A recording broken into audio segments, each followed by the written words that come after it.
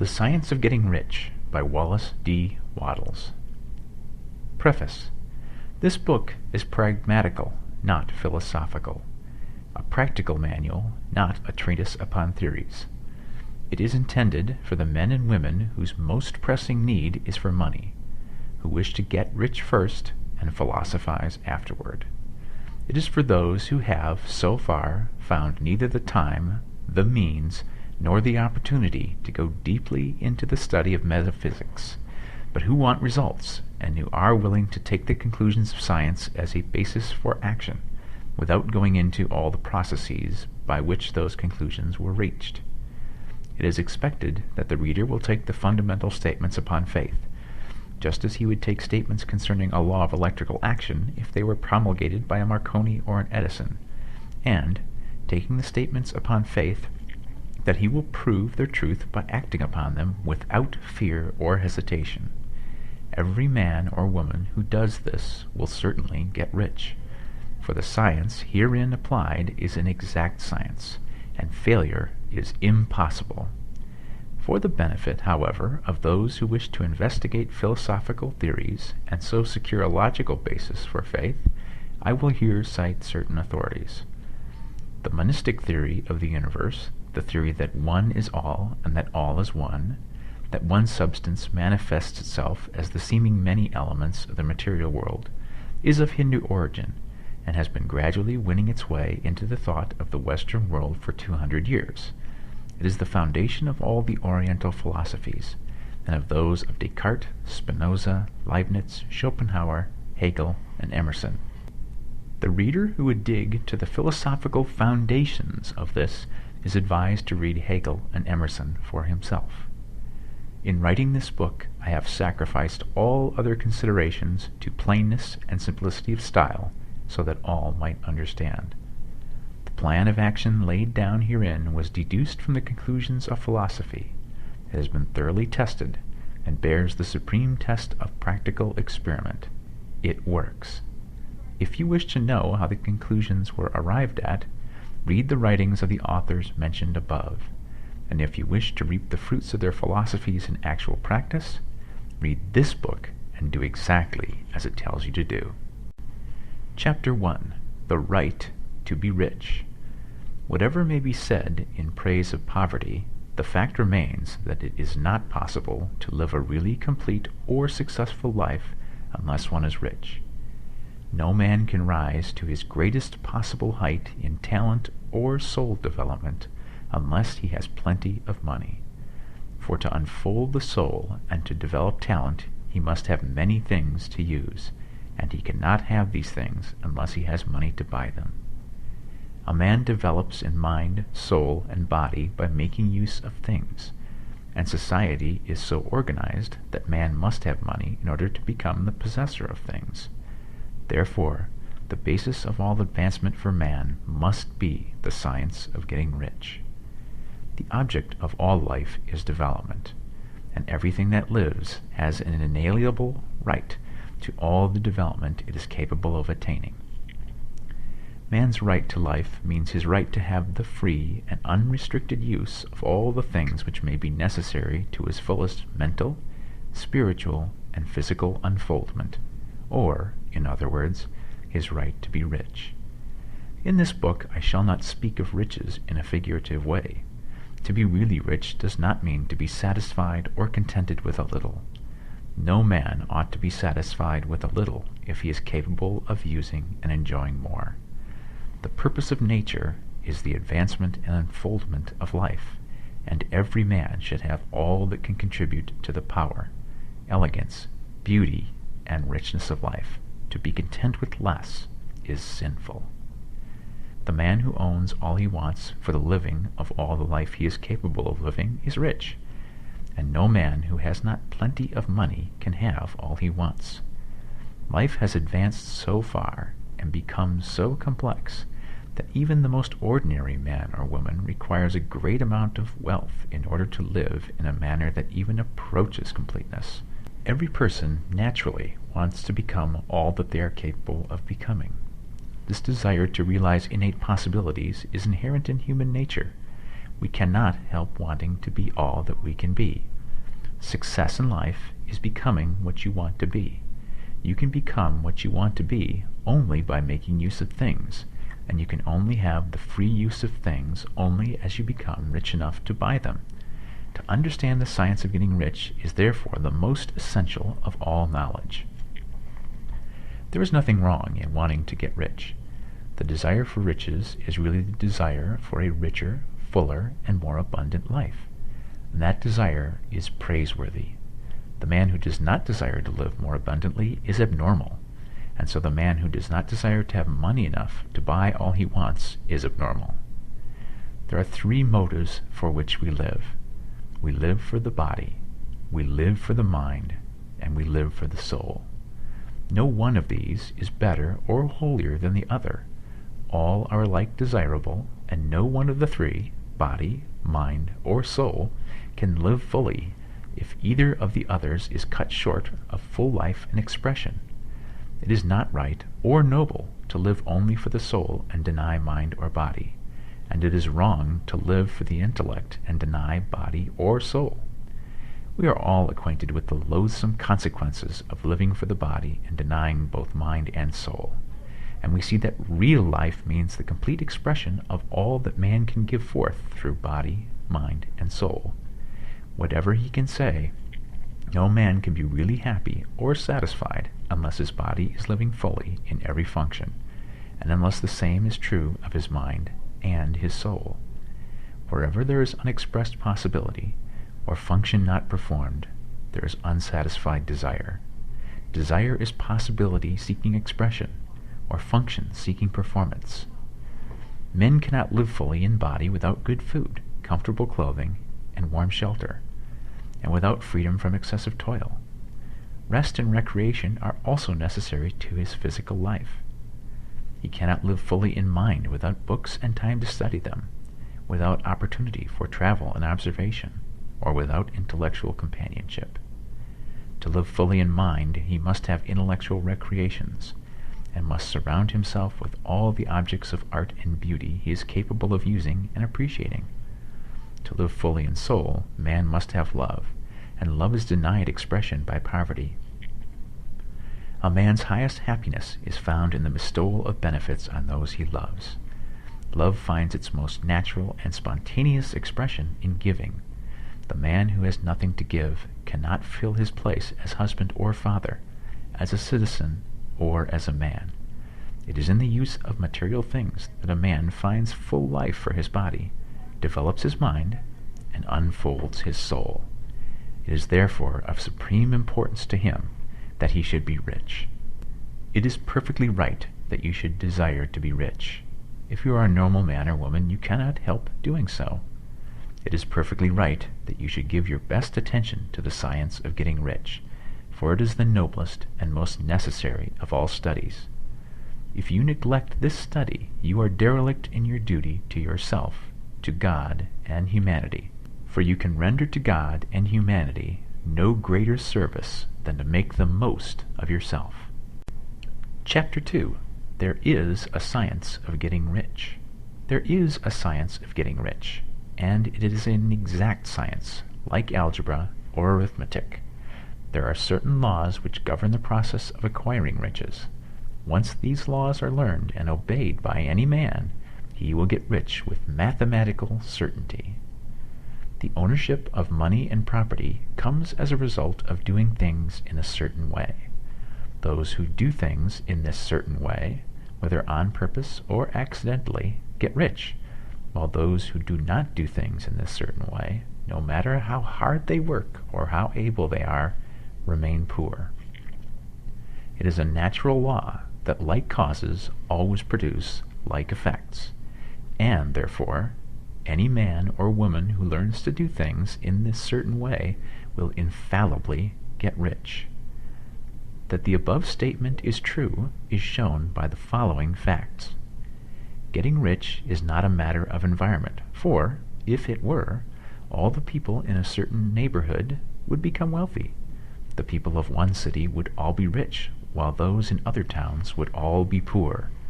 or the inhabitants of one state would roll in wealth, while those of an adjoining state would be in poverty. But everywhere we see rich and poor living side by side, in the same environment, and often engaged in the same vocations. When two men are in the same locality and in the same business, and one gets rich while the other remains poor, it shows that getting rich is not, primarily, a matter of environment. Some environments may be more favorable than others, but when two men in the same business are in the same neighborhood, and one gets rich while the other fails, it indicates that getting rich is the result of doing things in a certain way. And further, the ability to do things in this certain way is not due solely to the possession of talent, for many people who have great talent remain poor, while others who have very little talent get rich. Studying the people who have got rich, we find that they are an average lot in all respects, having no greater talents and abilities than other men. It is evident that they do not get rich because they possess talents and abilities that other men have not, but because they happen to do things in a certain way. Getting rich is not the result of saving or thrift. Many very penurious people are poor, while free spenders often get rich. Nor is getting rich due to doing things which others fail to do, for two men in the same business often do almost exactly the same things, and one gets rich while the other remains poor or becomes bankrupt. From all these things, we must come to the conclusion that getting rich is the result of doing things in a certain way. If getting rich is the result of doing things in a certain way, and if like causes always produce like effects, then any man or woman who can do things in that way can become rich, and the whole matter is brought within the domain of exact science. The question arises here whether this certain way may not be so difficult that only a few may follow it. This cannot be true, as we have seen, so far as natural ability is concerned. Talented people get rich, and blockheads get rich. Intellectually brilliant people get rich, and very stupid people get rich. Physically strong people get rich, and weak and sickly people get rich. Some degree of ability to think and understand is, of course, essential. But in so far natural ability is concerned, any man or woman who has sense enough to read and understand these words can certainly get rich. Also, we have seen that it is not a matter of environment. Location counts for something. One would not go to the heart of the Sahara and expect to do successful business. Getting rich involves the necessity of dealing with men, and of being where there are people to deal with. And if these people are inclined to deal in the way you want to deal, so much the better. But that is about as far as environment goes. If anybody else in your town can get rich, so can you. And if anybody else in your state can get rich, so can you. Again, it is not a matter of choosing some particular business or profession. People get rich in every business and in every profession, while their next-door neighbors in the same vocation remain in poverty. It is true that you will do best in a business which you like, and which is congenial to you. And if you have certain talents which are well developed, you will do best in a business which calls for the exercise of those talents. Also, you will do best in a business which is suited to your locality. An ice cream parlor would do better in a warm climate than in Greenland, and a salmon fishery will succeed better in the Northwest than in Florida, where there are no salmon. But aside from these general limitations, getting rich is not dependent upon your engaging in some particular business, but upon your learning to do things in a certain way. If you are now in business, and anybody else in your locality is getting rich in the same business, while you are not getting rich, it is because you are not doing things in the same way that the other person is doing them. No one is prevented from getting rich by lack of capital. True, as you get capital, the increase becomes more easy and rapid, but one who has capital is already rich, and does not need to consider how to become so. No matter how poor you may be, if you begin to do things in a certain way, you will begin to get rich, and you will begin to have capital. The getting of capital is a part of the process of getting rich, and it is a part of the result which invariably follows the doing of things in a certain way. You may be the poorest man on the continent, and be deeply in debt. You may have neither friends, influence, nor resources. But if you begin to do things in this certain way, you must infallibly begin to get rich, for like causes must produce like effects. If you have no capital, you can get capital. If you are in the wrong business, you can get into the right business. If you are in the wrong location, you can go to the right location. And you can do so by beginning in your present business and in your present location to do things in the certain way which causes success. Chapter 3. Is opportunity monopolized? No man is kept poor because opportunity has been taken away from him, because other people have monopolized the wealth and have put a fence around it. You may be shut off from engaging in business in certain lines, but there are other channels open to you. Probably it would be hard for you to get control of any of the great railroad systems. That field is pretty well monopolized. But the electric railway business is still in its infancy and offers plenty of scope for enterprise, and it will be but a few years until traffic and transportation through the air will become a great industry, and in all its branches will give employment to hundreds of thousands and perhaps millions of people. Why not turn your attention to the development of aerial transportation, instead of competing with J.J. Hill and others for a chance in the steam railway world? It is quite true that if you are a workman in the employ of the Steel Trust, you have very little chance of becoming the owner of the plant in which you work. But it is also true that if you will commence to act in a certain way, you can soon leave the employ of the Steel Trust. You can buy a farm of from 10 to 40 acres and engage in business as a producer of foodstuffs. There is great opportunity at this time for men who will live upon small tracts of land and cultivate the same intensively. Such men will certainly get rich. You may say that it is impossible for you to get the land, but I am going to prove to you that it is not impossible, and that you can certainly get a farm if you will go to work in a certain way. At different periods, the tide of opportunity sets in different directions, according to the needs of the whole, and the particular stage of social evolution which has been reached. At present, in America, it is setting toward agriculture and the allied industries and professions. Today, opportunity is open before the factory worker in his line. It is open before the businessman who supplies the farmer more than before the one who supplies the factory worker, and before the professional man who waits upon the farmer more than before the one who serves the working class. There is abundance of opportunity for the man who will go with the tide instead of trying to swim against it. So the factory workers, either as individuals or as a class, are not deprived of opportunity. The workers are not being kept down by their masters. They are not being ground by the trusts and combinations of capital. As a class, they are where they are because they do not do things in a certain way. If the workers of America chose to do so, they could follow the example of their brothers in Belgium and other countries, and establish great department stores and cooperative industries. They could elect men of their own class to office and pass laws favoring the development of such cooperative industries, and in a few years they could take peaceable possession of the industrial field. The working class may become the master class whenever they will begin to do things in a certain way.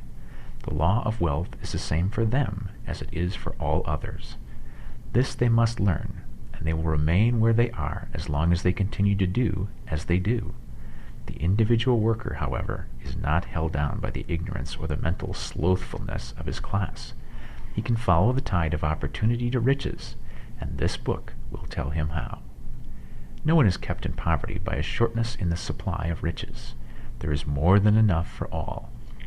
A palace as large as the Capitol at Washington might be built for every family on earth from the building materials in the United States alone, and under intense cultivation this country would produce wool, cotton, linen, and silk enough to clothe each person in the world finer than Solomon was arrayed in all his glory, together with food enough to feed them all luxuriously. The visible supply is practically inexhaustible, and the invisible supply really is inexhaustible. Everything you see on earth is made from one original substance, out of which all things proceed. New forms are constantly being made, and older ones are dissolving, but all are shapes assumed by one thing. There is no limit to the supply of formless stuff or original substance. The universe is made out of it, but it was not all used in making the universe. The spaces in, through, and between the forms of the visible universe are permeated and filled with the original substance, with the formless stuff, with the raw material of all things. 10,000 times as much as has been made might still be made, and even then we should not have exhausted the supply of universal raw material. No man, therefore, is poor because nature is poor, or because there is not enough to go around. Nature is an inexhaustible storehouse of riches. The supply will never run short. Original substance is alive with creative energy and is constantly producing more forms. When the supply of building material is exhausted, more will be produced. When the soil is exhausted so that foodstuffs and materials for clothing will no longer grow upon it, it will be renewed, or more soil will be made. When all the gold and silver has been dug from the earth, if man is still in such a stage of social development that he needs gold and silver, more will be produced from the formless. The formless stuff responds to the needs of man. It will not let him be without any good thing. This is true of man collectively. The race as a whole is always abundantly rich, and if individuals are poor, it is because they do not follow the certain way of doing things which makes the individual man rich. The formless stuff is intelligent. It is stuff which thinks. It is alive and is always impelled toward more life. It is the natural and inherent impulse of life to seek to live more. It is the nature of intelligence to enlarge itself, and of consciousness to seek to extend its boundaries and find fuller expression. The universe of forms has been made by formless living substance, throwing itself into form in order to express itself more fully. The universe is a great living presence, always moving inherently toward more life and fuller functioning. Nature is formed for the advancement of life. Its impelling motive is the increase of life. For this cause, everything which can possibly minister to life is bountifully provided. There can be no lack unless God is to contradict himself and nullify his own works. You are not kept poor by lack in the supply of riches. It is a fact which I shall demonstrate a little farther on, that even the resources of the formless supply are at the command of the man or woman who will act and think in a certain way. Chapter 4. The first principle in the science of getting rich. Thought is the only power which can produce tangible riches from the formless substance. The stuff from which all things are made is a substance which thinks, and the thought of form in this substance produces the form. Original substance moves according to its thoughts. Every form and process you see in nature is the visible expression of a thought in original substance. As the formless stuff thinks of a form, it takes that form. As it thinks of a motion, it makes that motion. That is the way all things were created. We live in a thought world, which is part of a thought universe. The thought of a moving universe extended throughout formless substance, and the thinking stuff moving according to that thought took the form of systems of planets and maintains that form. Thinking substance takes the form of its thought and moves according to the thought. Holding the idea of a circling system of suns and worlds, it takes the form of those bodies and moves them as it thinks. Thinking the form of a slow-growing oak tree, it moves accordingly and produces the tree, though centuries may be required to do the work. In creating, the formless seems to move according to the lines of motions it has established. The thought of an oak tree does not cause the instant formation of a full-grown tree, but it does start in motion the forces which will produce the tree along established lines of growth. Every thought of form, held in thinking substance, causes the creation of the form, but always, or at least generally, along lines of growth and action already established. The thought of a house of a certain construction, if it were impressed upon formless substance, might not cause the instant formation of the house. but it would cause the turning of creative energies already working in trade and commerce into such channels as to result in the speedy building of the house. And if there were no existing channels through which the creative energy could work, then the house would be formed directly from primal substance, without waiting for the slow processes of the organic and inorganic world. No thought of form can be impressed upon original substance without causing the creation of the form. Man is a thinking center and can originate thought. All the forms that man fashions with his hands must first exist in his thoughts. He cannot shape a thing until he has thought that thing. And so far, man has confined his efforts wholly to the work of his hands.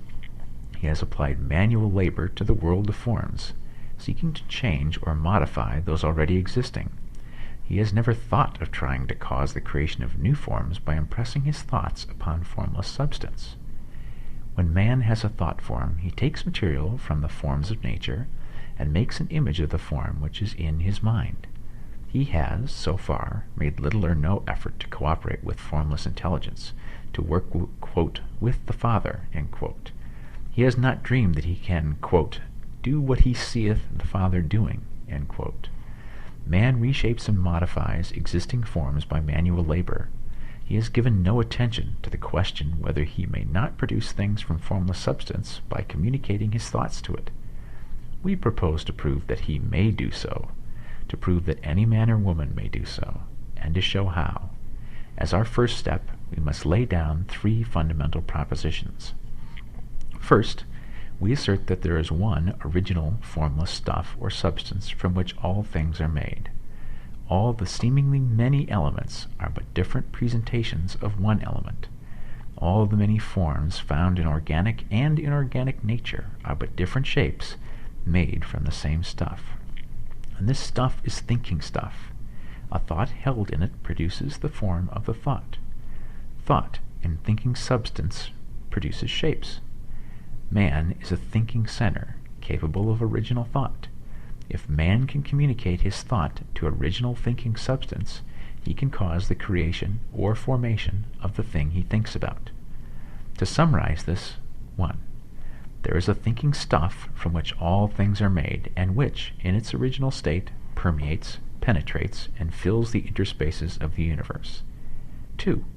A thought in this substance produces the thing that is imagined by the thought. 3.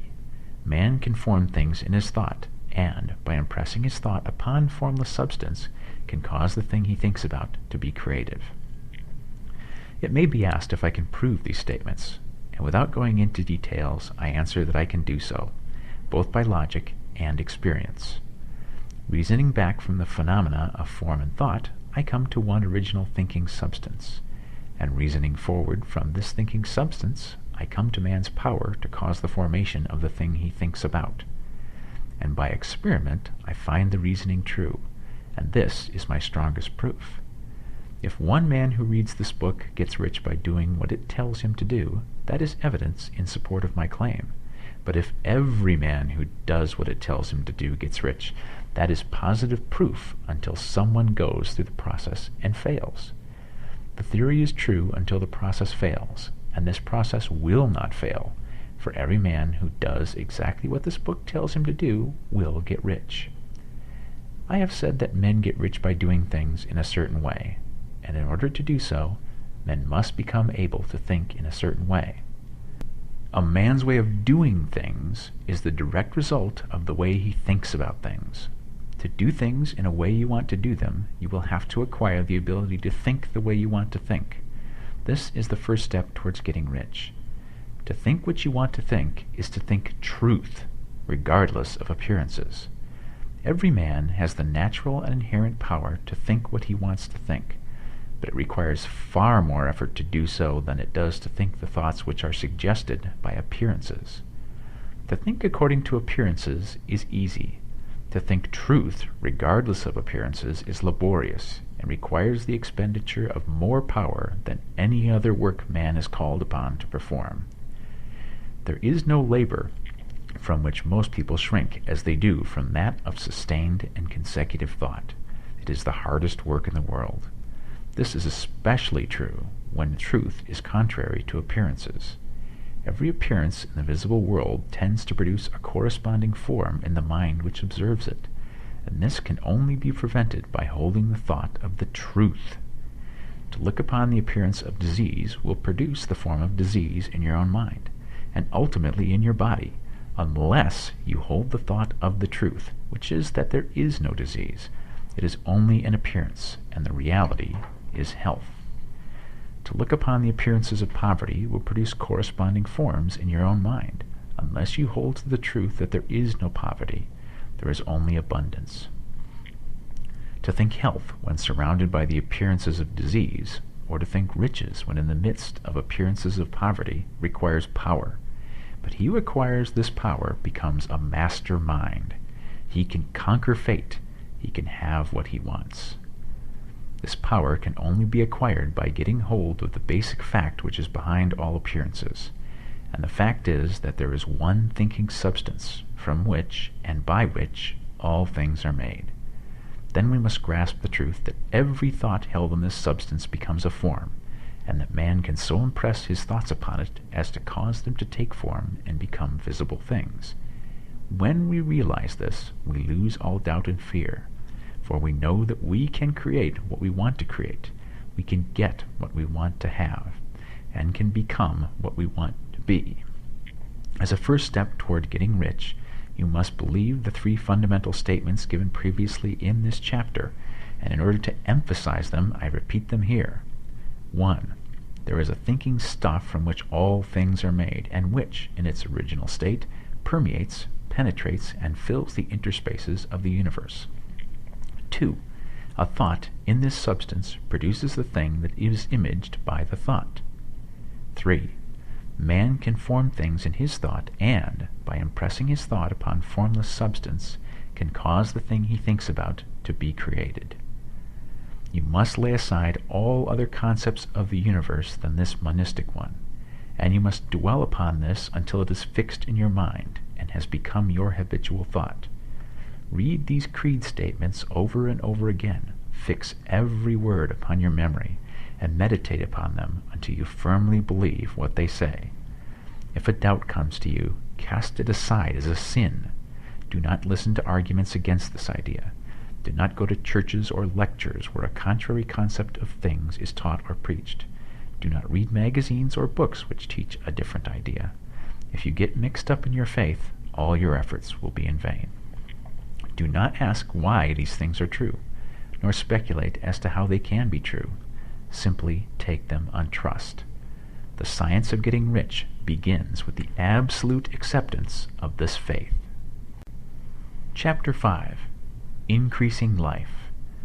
You must get rid of the last vestige of the old idea that there is a deity whose will it is that you should be poor, or whose purposes may be served by keeping you in poverty. The intelligent substance which is all, and in all, and which lives in all, and lives in you, is a consciously living substance. Being a consciously living substance, it must have the nature and inherent desire of every living intelligence for increase of life. Every living thing must continually seek for the enlargement of its life, because life, in the mere act of living, must increase itself. A seed, dropped into the ground, springs into activity, and in the act of living produces 100 more seeds. Life, by living, multiplies itself. It is forever becoming more. It must do so if it continues to be at all. Intelligence is under the same necessity for continuous increase. Every thought we think makes it necessary for us to think another thought. Consciousness is continually expanding. Every fact we learn leads us to the learning of another fact. Knowledge is continually increasing. Every talent we cultivate brings to the mind the desire to cultivate another talent. We are subject to the urge of life, seeking expression, which ever drives us on to know more, to do more, and to be more. In order to know more, do more, and be more, we must have more. We must have things to use, for we learn and do and become only by using things. We must get rich so that we can live more. The desire for riches is simply the capacity for larger life seeking fulfillment. Every desire is the effort of an unexpressed possibility to come into action. It is power seeking to manifest which causes desire. That which makes you want more money is the same as that which makes the plant grow. It is life seeking fuller expression. The one living substance must be subject to this inherent law of all life. It is permeated with the desire to live more. That is why it is under the necessity of creating things. The one substance desires to live more in you. Hence it wants you to have all the things you can use. It is the desire of God that you should get rich. He wants you to get rich because he can express himself better through you if you have plenty of things to use in giving him expression. He can live more in you if you have unlimited command of the means of life. The universe desires you to have everything you want to have. Nature is friendly to your plans. Everything is naturally for you. Make up your mind that this is true. It is essential, however, that your purpose should harmonize with the purpose that is in all. You must want real life, not mere pleasure of sensual gratification. Life is the performance of function, and the individual really lives only when he performs every function, physical, mental, and spiritual, of which he is capable without excess in any. You do not want to get rich in order to live swinishly for the gratification of animal desires. That is not life. But the performance of every physical function is a part of life, and no one lives completely who denies the impulses of the body a normal and healthful expression. You do not want to get rich solely to enjoy mental pleasures, to get knowledge, to gratify ambition, to outshine others, to be famous. All of these are a legitimate part of life, but the man who lives for the pleasures of the intellect alone will only have a partial life, and he will never be satisfied with his lot. You do not want to get rich solely for the good of others, to lose yourself for the salvation of mankind, to experience the joys of philanthropy and sacrifice. The joys of the soul are only a part of life, and they are no better or nobler than any other part. You want to get rich in order that you may eat, drink, and be merry when it is time to do these things, in order that you may surround yourself with beautiful things, see distant lands, feed your mind, and develop your intellect, in order that you may love men and do kind things, and be able to play a good part in helping the world to find truth. But remember that extreme altruism is no better and no nobler than extreme selfishness. Both are mistakes. Get rid of the idea that God wants you to sacrifice yourself to others, and that you can secure his favor by doing so. God requires nothing of the kind. What he wants is that you should make the most of yourself, and for others. And you can help others more by making the most of yourself than in any other way. You can make the most of yourself only by getting rich, so it is right and praiseworthy that you should give your first and best thought to the work of acquiring wealth. Remember, however, that the desire of substance is for all, and its movements must be for more life to all. It cannot be made to work for less life to any, because it is equally in all, seeking riches and life. Intelligent substance will make things for you, but it will not take things away from someone else and give them to you. You must get rid of the thought of competition. You are to create, not to compete for what is already created. You do not have to take anything away from anyone. You do not have to drive sharp bargains. You do not have to cheat or to take advantage. You do not need to let any man work for you for less than he earns. You do not have to covet the property of others or to look at it with wishful eyes. No man has anything of which you cannot have the like, and that without taking what he has away from him. You are to become a creator, not a competitor. You are going to get what you want, but in such a way that when you get it, every other man will have more than he has now. I am aware that there are men who get a vast amount of money by proceeding in direct opposition to the statements in the paragraph above, and may add a word of explanation here. Men of the plutocratic type who become very rich do so sometimes purely by their extraordinary ability on the plane of competition, and sometimes they unconsciously relate themselves to substance in its great purposes and movements for the general racial upbuilding through industrial evolution. Rockefeller, Carnegie, Morgan, and the rest have been the unconscious agents of the supreme in the necessary work of systematizing and organizing productive industry, and in the end, their work will contribute immensely toward increased life for all. Their day is nearly over. They have organized production, and will soon be succeeded by the agents of the multitude who will organize the machinery of distribution. The multimillionaires are like the monster reptiles of the prehistoric eras. They play a necessary part in the evolutionary process, but the same power which produced them will dispose of them, and it is well to bear in mind that they have never been really rich. A record of the private lives of most of this class will show that they have been really the most abject and wretched of the poor. Riches secured on the competitive plane are never satisfactory and permanent. They are yours today, and another's tomorrow. Remember, if you are to become rich in a scientific and certain way, you must rise entirely out of the competitive thought. You must never think for a moment that the supply is limited. Just as soon as you begin to think that all the money is being cornered and controlled by bankers and others, and that you must exert yourself to get laws passed to stop this process and so on, in that moment you drop into the competitive mind, and your power to cause creation is gone for the time being. And what is worse, you will probably arrest the creative movements you have already instituted. Know that there are countless millions of dollars worth of gold in the mountains of the earth not yet brought to light, and know that if it were not, more would be created from thinking substance to supply your needs. Know that the money you need will come, even if it is necessary for 1,000 men to be led to the discovery of new gold mines tomorrow. Never look at the visible.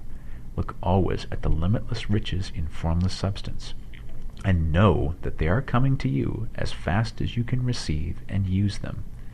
Nobody, by cornering the visible supply, can prevent you from getting what is yours. So never allow yourself to think for an instant that all the best building spots will be taken before you get ready to build your house, unless you hurry. Never worry about the trusts and combines and get anxious for fear they will soon come to own the whole earth. Never get afraid that you will lose what you want because some other person beats you to it. That cannot possibly happen. You are not seeking anything that is possessed by anybody else. You are causing what you want to be created from formless substance, and the supply is without limits. Stick to the formulated statement. 1. There is a thinking stuff from which all things are made, and which, in its original state, permeates, penetrates, and fills the interspaces of the universe. 2. A thought in this substance produces the thing that is imaged by the thought. 3. Man can form things in his thought, and, by impressing his thought upon formless substance, can cause the thing he thinks about to be created. Chapter 6. How riches come to you. When I say that you do not have to drive sharp bargains, I do not mean that you do not have to drive any bargains at all, or that you are above the necessity for having any dealings with your fellow men. I mean that you will not need to deal with them unfairly. You do not have to get something for nothing, but can give to every man more than you take from him. You cannot give every man more in cash value than you can take from him, but you can give him more in use value than the cash value of the thing you take from him. The paper, ink, and other material in this book may not be worth the money you pay for it, but if the ideas suggested by it bring you thousands of dollars, you have not been wronged by those who sold it to you. They have given you a great use value for a small cash value. Let us suppose that I own a picture by one of the great artists, which, in any civilized community, is worth thousands of dollars. I take it to Baffin Bay, and by salesmanship induce an Eskimo to give a bunch of furs worth $500 for it. I have really wronged him, for he has no use for the picture. It has no use value to him. It will not add to his life. But suppose I give him a gun worth $50 for his furs. Then he has made a good bargain. He has use for the gun. It will get him many more furs and much food. It will add to his life in every way. It will make him rich. When you rise from the competitive to the creative plane, you can scan your business transactions very strictly. And if you are selling any man anything which does not add more to his life than the thing he gave you in exchange, you can afford to stop it. You do not have to beat anybody in business. And if you are in a business which does beat people, get out of it at once. give every man more in use value than you take from him in cash value. Then you are adding to the life of the world by every business transaction. If you have people working for you, you must take from them more in cash value than you pay them in wages. But you can so organize your business that it will be filled with the principle of advancement, and so that each employee who wishes to do so may advance a little every day. You can make your business do for your employees what this book is doing for you. You can so conduct your business that it will be a sort of ladder by which every employee who will take the trouble may climb to riches himself, and, given the opportunity, if you will not do so, it is not your fault. And, finally, because you are to cause the creation of your riches from formless substance which permeates all your environment, it does not follow that they are to take shape from the atmosphere and come into being before your very eyes. If you want a sewing machine, for instance, I do not mean to tell you that you are to impress the thought of a sewing machine on thinking substance until the machine is formed without hands in the room where you sit or elsewhere. But if you want a sewing machine, hold the mental image of it with the most positive certainty that it is being made or is on its way to you. After once forming the thought, have the most absolute and unquestioning faith that the sewing machine is coming. Never think of it or speak of it in any other way than as being sure to arrive. Claim it as already yours. It will be brought to you by the power of the Supreme Intelligence, acting upon the minds of men. If you live in Maine, it may be that a man will be brought from Texas or Japan to engage in some transaction which will result in your getting what you want. If so, the whole matter will be as much to that man's advantage as it is to yours. Do not forget for a moment that the thinking substance is through all, in all, communicating with all, and can influence all. The desire of thinking substance for fuller life and better living has caused the creation of all the sewing machines already made, and it can cause the creation of millions more, and will, whenever men set in motion by desire and faith, and by acting in a certain way. You can certainly have a sewing machine in your house, and it is just as certain that you can have any other thing or things which you want, and which you will use for the advancement of your own life and the lives of others. You need not hesitate about asking largely. Quote, "It is your Father's pleasure to give you the kingdom," end quote, said Jesus. Original substance wants to live all that is possible in you, and wants you to have all that you can or will use for the living of the most abundant life. If you fix upon your consciousness the fact that the desire you feel for the possession of riches is one with the desire of omnipotence for more complete expression, your faith becomes invincible. Once I saw a little boy sitting at a piano and vainly trying to bring harmony out of the keys, and I saw that he was grieved and provoked by his inability to play real music. I asked him the cause of his vexation, and he answered, "I can feel the music in me, but I can't make my hands go right." The music in him was the urge of original substance, containing all the possibilities of all life. All there is of music was seeking expression through the child. God, the one substance, is trying to live and do and enjoy things through humanity. He is saying, "I want hands to build wonderful structures, to play divine harmonies, to paint glorious pictures. I want feet to run my errands, eyes to see my beauties, tongues to tell mighty truths and to sing marvelous songs," and so on. All that there is of possibility is seeking expression through men. God wants those who can play music to have pianos and every other instrument, and to have the means to cultivate their talents to the fullest extent. He wants those who can appreciate beauty to be able to surround themselves with beautiful things. He wants those who can discern truth to have every opportunity to travel and observe.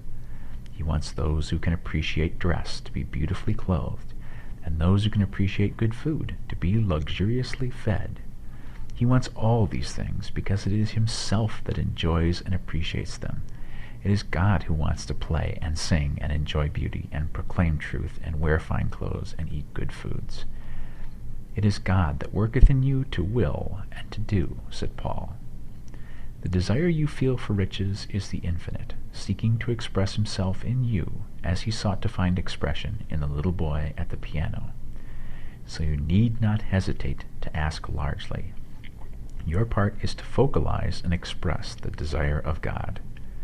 This is a difficult point with most people. They retain something of the old idea that poverty and self-sacrifice are pleasing to God. They look upon poverty as a part of the plan, a necessity of nature. They have the idea that God has finished his work and made all that he can make, and that the majority of men must stay poor because there is not enough to go around. They hold to so much of this erroneous thought that they feel ashamed to ask for wealth. They try not to want more than a very modest competence, just enough to make them fairly comfortable. I recall now the case of one student who was told that he must get in mind a clear picture of the things he desired, so that the creative thought of them might be impressed on formless substance. He was a very poor man, living in a rented house, and having only what he earned from day to day, and he could not grasp the fact that all wealth was his. So, after thinking the matter over, he decided that he might reasonably ask for a new rug for the floor of his best room, and an anthracite coal stove to heat the house during the winter. Following the instructions given in this book, he obtained these things in a few months, and then it dawned upon him that he had not asked enough. He went through the house in which he lived, and planned all the improvements he would like to make in it. He mentally added a bay window here and a room there, until it was complete in his mind as his ideal home. Then he planned its furnishings. Holding the whole picture in his mind, he began living in a certain way, and moving toward what he wanted. And he owns the house now, and is rebuilding it after the form of his mental image. And now, with still larger faith, he is going on to yet greater things. It has been unto him according to his faith, and it is so with you and with all of us. Chapter 7. Gratitude. The illustrations given in the last chapter will have conveyed to the reader the fact that the first step in getting rich is to convey the idea of your wants to the formless substance. This is true, and you will see that in order to do so, it becomes necessary to relate yourself to the formless intelligence in a harmonious way. To secure this harmonious relation is a matter of such primary and vital importance that I shall give some space to its discussion here, and give you instructions which, if you follow them, will be certain to bring you into perfect unity of mind with God. The whole process of mental adjustment and atonement can be summed up in one word: gratitude. First, you believe that there is one intelligent substance from which all things proceed. Second, you believe that this substance gives you everything you desire. And third, you relate yourself to it by feeling a deep and profound gratitude. Many people who order their lives rightly in all other ways are kept in poverty by their lack of gratitude. Having received one gift from God, they cut the wires which connect them with Him by failing to make acknowledgement. It is easy to understand that the nearer we live to the source of wealth, the more wealth we shall receive. And it is easy also to understand that the soul that is always grateful lives in closer touch with God than the one which never looks to Him in thankful acknowledgement. The more gratefully we fix our minds on the Supreme when good things come to us, the more good things we will receive, and the more rapidly they will come. And the reason simply is that the mental attitude of gratitude draws the mind into closer touch with the source from which the blessings come. If it is a new thought to you that gratitude brings your whole mind into closer harmony with the creative energies of the universe, consider it well, and you will see that it is true. The good things you already have come to you along the line of obedience to certain laws. Gratitude will lead your mind out along the ways by which things come, and it will keep you in close harmony with creative thought and prevent you from falling into competitive thought. Gratitude alone can keep you looking toward the all, and prevent you from falling into the error of thinking of the supply as limited, and to do that would be fatal to your hopes. There is a law of gratitude, and it is absolutely necessary that you should observe the law if you are to get the results you seek. The law of gratitude is the natural principle that action and reaction are always equal and in opposite directions. The grateful outreaching of your mind in thankful praise to the Supreme is a liberation or expenditure of force. It cannot fail to reach that to which it is addressed, and the reaction is an instantaneous movement towards you. Draw nigh unto God, and He will draw nigh unto you. That is a statement of psychological truth. And if your gratitude is strong and constant, the reaction in formless substance will be strong and continuous. The movement of the things you want will be always towards you. Notice the grateful attitude that Jesus took, how he always seemed to be saying, "I thank thee, Father, that thou hearest me." You cannot exercise much power without gratitude, for it is gratitude that keeps you connected with power. But the value of gratitude does not consist solely in getting you more blessings in the future. Without gratitude, you cannot long keep from dissatisfied thought regarding things as they are. The moment you permit your mind to dwell with dissatisfaction upon things as they are, you begin to lose ground. You fix attention upon the common, the ordinary, the poor, and the squalid and mean, and your mind takes the form of these things. Then you will transmit these forms or mental images to the formless, and the common, the poor, the squalid, and mean will come to you.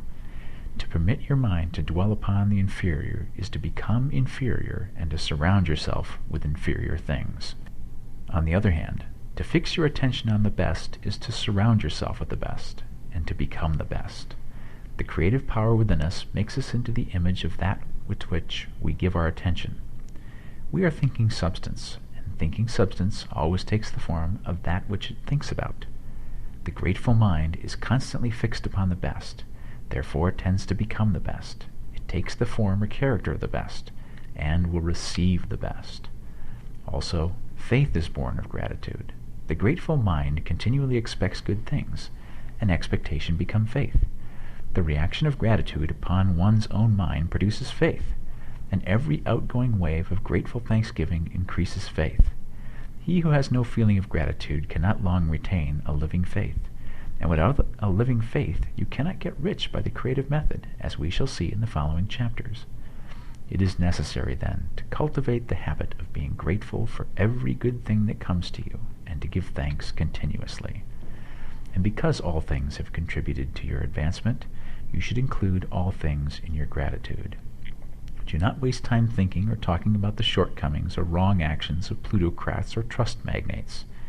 Their organization of the world has made your opportunity. All you get really comes to you because of them. Do not rage against corrupt politicians. If it were not for politicians, we should fall into anarchy, and your opportunity would be greatly lessened.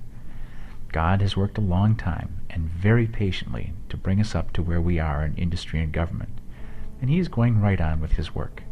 There is not the least doubt that he will do away with plutocrats, trust magnates, captains of industry, and politicians as soon as they can be spared.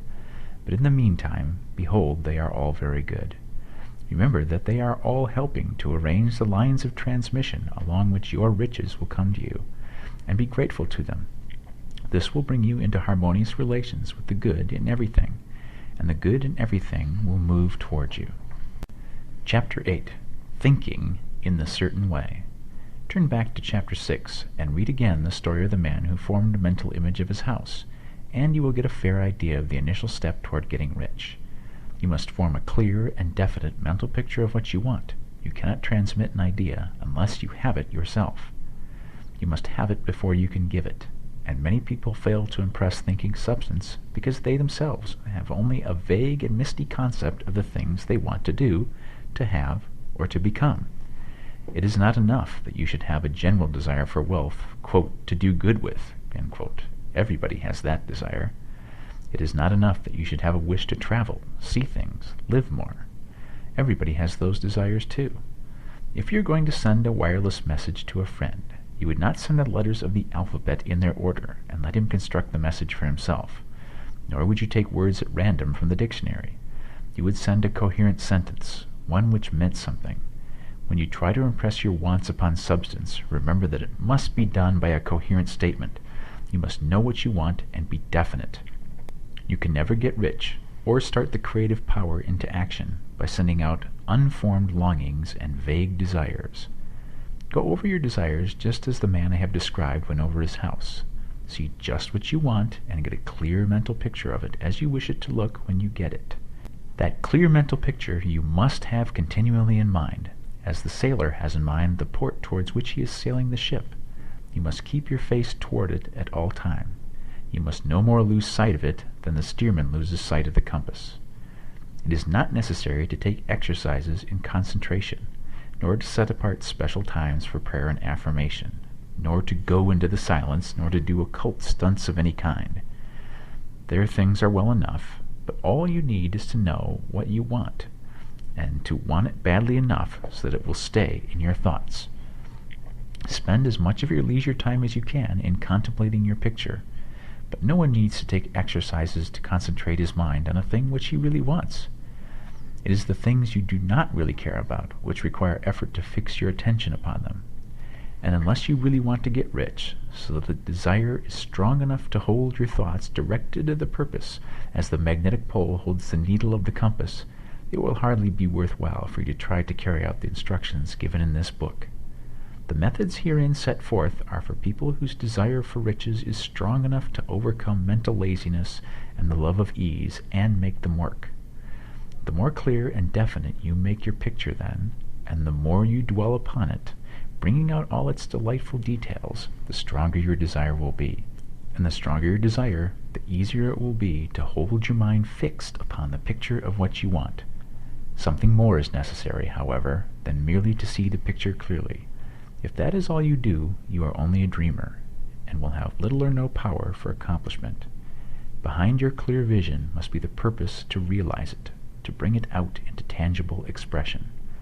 And behind this purpose must be an invincible and unwavering faith that the thing is already yours, that it is at hand, and you have only to take possession of it. Live in the new house mentally, until it takes form around you physically. In the mental realm, enter at once into full enjoyment of the things you want. Whatsoever things ye ask for when ye pray, believe that ye receive them, and ye shall have them, said Jesus. See the things you want as if they were actually around you all the time. See yourself as owning and using them. Make use of them in imagination just as you will use them when they are your tangible possessions. Dwell upon your mental picture until it is clear and distinct, and then take the mental attitude of ownership towards everything in that picture. Take possession of it in mind, in the full faith that it is actually yours. Hold to this mental ownership. Do not waver for an instant in the faith that it is real. And remember what was said in a preceding chapter about gratitude. Be as thankful for it all the time as you expect to be when it has taken form. The man who can sincerely thank God for the things which as yet he owns only in imagination has real faith. He will get rich. He will cause the creation of whatsoever he wants. You do not need to pray repeatedly for things you want. It is not necessary to tell God about it every day. Use not vain repetitions, as the heathen do, said Jesus to his pupils, for your Father knoweth that ye have needs of these things before ye ask him. Your part is to intelligently formulate your desire for the things which make for a larger life, and to get these desires arranged in a coherent whole, and then to impress this whole desire upon the formless substance which has the power and the will to bring you what you want. You do not make this impression by repeating strings of words. You make it by holding the vision with unshakable purpose to attain it, and with steadfast faith that you do attain it. The answer to prayer is not according to your faith while you are talking, but according to your faith while you are working. You cannot impress the mind of God by having a special Sabbath day set apart to tell him what you want, and forgetting him during the rest of the week. You cannot impress him by having special hours to go into your closet and pray, if you then dismiss the matter from your mind until the hour of prayer comes again. Oral prayer is well enough, and has its effect, especially upon you, in clarifying your vision and strengthening your faith. But it is not your oral petitions which get you what you want. In order to get rich, you do not need a sweet hour of prayer. You need to pray without ceasing. And by prayer I mean holding steadily to your vision, with the purpose to cause its creation into solid form, and the faith that you are doing so. Believe that you receive them. The whole matter turns on receiving. Once you have clearly formed your vision, when you have formed it, it is well to make an oral statement, addressing the Supreme in reverent prayer. And from that moment you must, in mind, receive what you ask for. Live in the new house. Wear the fine clothes. Ride in the automobile. Go on the journey, and confidently plan for greater journeys. Think and speak of all the things you have asked for in terms of actual present ownership. Imagine an environment and a financial condition exactly as you want them, and live all the time in that imaginary environment and financial condition. Mind, however, that you do not do this as a mere dreamer and castle builder. Hold to the faith that the imaginary is being realized, and to the purpose to realize it. Remember that it is faith and purpose in the use of the imagination which make the difference between the scientist and the dreamer. And having learned this fact, it is here that you must learn the proper use of the will. Chapter 9. How to Use the Will. To set about getting rich in a scientific way, you do not try to apply your will power to anything outside of yourself. You have no right to do so, anyway. It is wrong to apply your will to other men and women in order to get them to do what you wish done. It is as flagrantly wrong to coerce people by mental power as it is to coerce them by physical power. If compelling people by physical force to do things for you reduces them to slavery, compelling them by mental means accomplishes exactly the same thing. The only difference is in methods. If taking things from people by physical force is robbery, then taking things by mental force is robbery too. There is no difference in principle. You have no right to use your willpower upon another person, even for his own good, for you do not know what is for his good. The science of getting rich does not require you to apply power or force to any other person in any way whatsoever. There is not the slightest necessity for doing so. Indeed, any attempt to use your will upon others will only tend to defeat your purpose. You do not need to apply your will to things in order to compel them to come to you. That would simply be trying to coerce God, and would be foolish and useless, as well as irreverent. You do not have to compel God to give you good things, any more than you have to use your willpower to make the sun rise. You do not have to use your willpower to conquer an unfriendly deity, or to make stubborn and rebellious forces do your bidding. Substance is friendly to you, and is more anxious to give you what you want than you are to get it. To get rich, you need only use your willpower upon yourself. When you know what to think and do, then you must use your will to compel yourself to think and do the right things. That is the legitimate use of the will in getting what you want, to use it in holding yourself to the right course. Use your will to keep yourself thinking and acting in a certain way. Do not try to project your will, or your thoughts, or your mind out into space to act on things or people. Keep your mind at home. It can accomplish more there than elsewhere.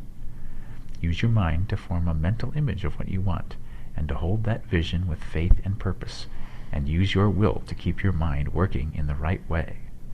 The more steady and continuous your faith and purpose, the more rapidly you will get rich, because you will make only positive impressions upon substance, and you will not neutralize or offset them by negative impressions. The picture of your desires, held with faith and purpose, is taken up by the formless and permeates it to great distances throughout the universe, for all I know. As this impression spreads, all things are set moving toward its realization. Every living thing, every inanimate thing, and the things yet uncreated are stirred toward bringing into being that which you want. All force begins to be exerted in that direction. All things begin to move toward you. The minds of people everywhere are influenced towards doing the thing necessary to the fulfilling of your desires, and they work for you unconsciously. But you can check all this by starting a negative impression in the formless substance. Doubt or unbelief is as certain to start a movement away from you as faith and purpose are to start one toward you. It is by not understanding this that most people who try to make use of mental science in getting rich make their failure. Every hour and moment you spend in giving heed to doubts and fears, every hour you spend in worry, every hour in which your soul is possessed by unbelief, sets a current away from you in the whole domain of intelligent substance. All the promises are unto them that believe, and unto them only. Notice how insistent Jesus was upon this point of belief, and now you know the reason why. Since belief is all important, it behooves you to guard your thoughts, and as your beliefs will be shaped to a very great extent by the things you observe and think about, it is important that you should command your attention.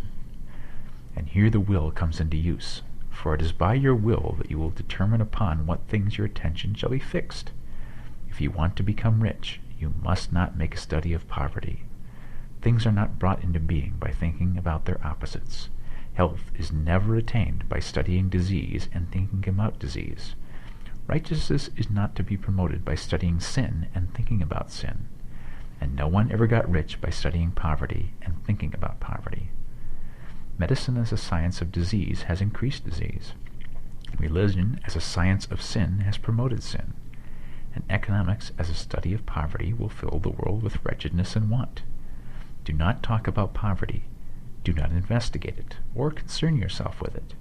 Never mind what its causes are. You have nothing to do with them. What concerns you is the cure. Do not spend your time in charitable work, or charity movements. All charity only tends to perpetuate the wretchedness it aims to eradicate.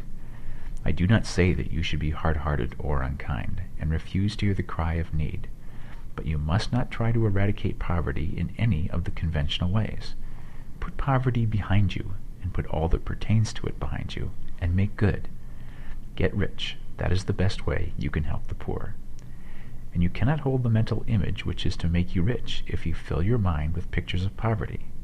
Do not read books or papers which give circumstantial accounts of the wretchedness of the tenement dwellers, of the horrors of child labor, and so on. Do not read anything which fills your mind with gloomy images of want and suffering. You cannot help the poor in the least by knowing about these things, and the widespread knowledge of them does not tend at all to do away with poverty. What tends to do away with poverty is not the getting of pictures of poverty into your mind, but getting pictures of wealth into the minds of the poor. You are not deserting the poor in their misery when you refuse to allow your mind to be filled with pictures of that misery. Poverty can be done away with, not by increasing the number of well-to-do people who think about poverty, but by increasing the number of poor people who purpose with faith to get rich. The poor do not need charity. They need inspiration. Charity only sends them a loaf of bread to keep them alive in their wretchedness, or gives them an entertainment to make them forget for an hour or two. But inspiration will cause them to rise out of their misery. If you want to help the poor, demonstrate to them that they can become rich. Prove it by getting rich yourself. The only way in which poverty will ever be banished from this world is by getting a large and constantly increasing number of people to practice the teachings of this book. People must be taught to become rich by creation, not by competition. Every man who becomes rich by competition throws down behind him the ladder by which he rises, and keeps others down. But every man who gets rich by creation opens a way for thousands to follow him, and inspires them to do so. You are not showing hardness of heart or an unfeeling disposition when you refuse to pity poverty, see poverty, read about poverty, or think or talk about it, or to listen to those who do talk about it. Use your willpower to keep your mind off the subject of poverty, and to keep it fixed with faith and purpose on the vision of what you want. Chapter 10. Further use of the will. You cannot retain a true and clear vision of wealth if you are constantly turning your attention to opposing pictures, whether they be external or imagery. Do not tell of your past troubles of a financial nature, if you have had them. Do not think of them at all. Do not tell of the poverty of your parents or the hardships of your early life. To do any of these things is to mentally class yourself with the poor for the time being, and it will certainly check the movement of things in your direction. Let the dead bury their dead, as Jesus said.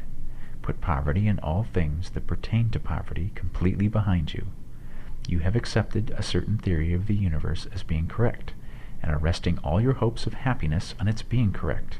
And what can you gain by giving heed to conflicting theories? Do not read religious books which tell you that the world is soon coming to an end, and do not read the writings of muckrakers and pessimistic philosophers who tell you that it is going to the devil. The world is not going to the devil. It is going to God. It is wonderful becoming. True, there may be a good many things in existing conditions which are disagreeable, but what is the use of studying them when they are certainly passing away, and when the study of them only tends to check their passing and keep them with us? Why give time and attention to things which are being removed by evolutionary growth, when you can hasten their removal only by promoting the evolutionary growth as far as your part of it goes?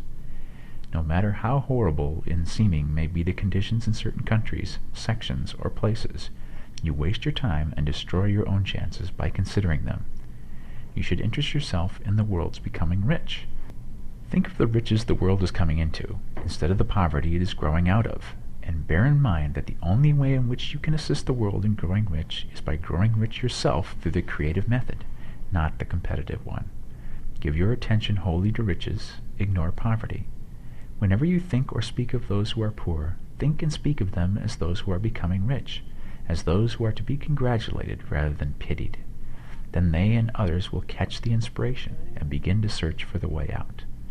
Because I say that you are to give your whole time and mind and thought to riches, it does not follow that you are to be sordid or mean. To become really rich is the noblest aim you can have in life, for it includes everything else. On the competitive plane, the struggle to get rich is a godless scramble for power over other men. But when we come into the creative mind, all this is changed.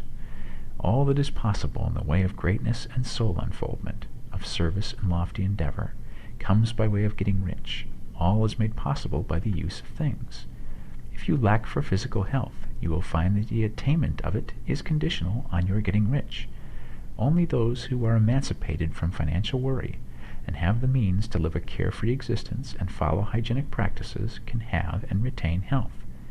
Moral and spiritual greatness is possible only to those who are above the competitive battle for existence, and only those who are becoming rich on the plane of creative thought are free from the degrading influence of competition. If your heart is set on domestic happiness, remember that love flourishes best where there is refinement, a high level of thought, and freedom from corrupting influences.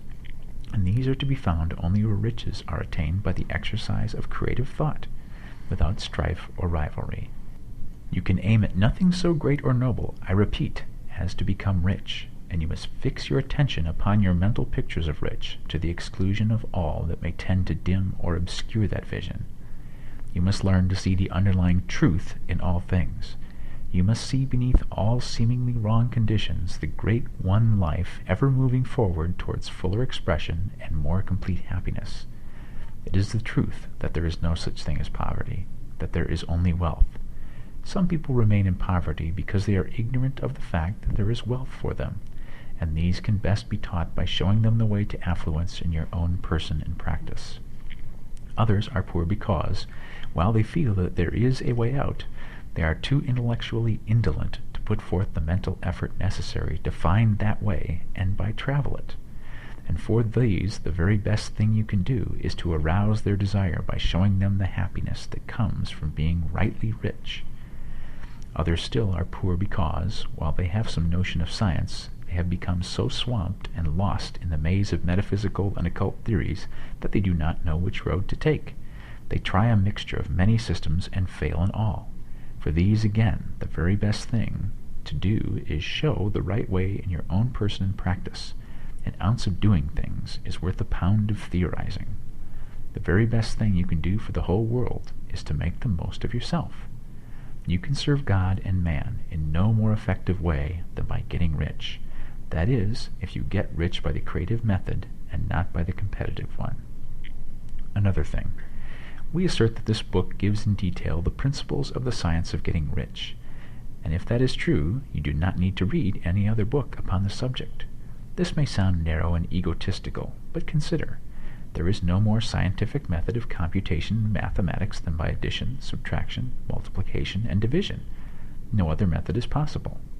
There can be but one shortest distance between 2 points. There is only one way to think scientifically, and that is to think in the way that leads by the most direct and simple route to the goal. No man has yet formulated a briefer or less complex system than the one set forth herein. It has been stripped of all non-essentials. When you commence on this, lay aside all others, put them out of your mind altogether. Read this book every day. Keep it with you. Commit it to memory, and do not think about other systems and theories. If you do, you will begin to have doubts, and to be uncertain and wavering in your thought, and then you will begin to make failures. After you have made good and become rich, you may study other systems as much as you please. But until you are quite sure that you have gained what you want, do not read anything on this line but this book, unless it be the authors mentioned in the preface, and read only the most optimistic comments on the world's news, those in harmony with your picture. Also, postpone your investigations into the occult. Do not dabble in theosophy, spiritualism, or kindred studies. It is very likely that the dead still live and are near, but if they are, let them alone. Mind your own business. Wherever the spirits of the dead may be, they have their own work to do, and their own problems to solve, and we have no right to interfere with them. We cannot help them, and it is very doubtful whether they can help us, or whether we have any right to trespass upon their time if they can. Let the dead and the hereafter alone, and solve your own problem. Get rich. If you begin to mix with the occult, you will start mental cross-currents which will surely bring your hopes to shipwreck. Now, this and the preceding chapters have brought us to the following statement of basic facts. 1. There is a thinking stuff from which all things are made, and which, in its original state, permeates, penetrates, and fills the interspaces of the universe. 2. A thought in this substance produces the thing that is imaged by the thought. 3. Man can form things in his thoughts, and, by impressing his thought upon formless substance, can cause the thing he thinks about to be created. 4.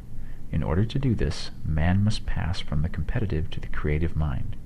He must form a clear mental picture of the things he wants, and hold this picture in his thoughts with the fixed purpose to get what he wants, and the unwavering faith that he does get what he wants, closing his mind against all that may tend to shake his purpose, dim his vision, or quench his faith.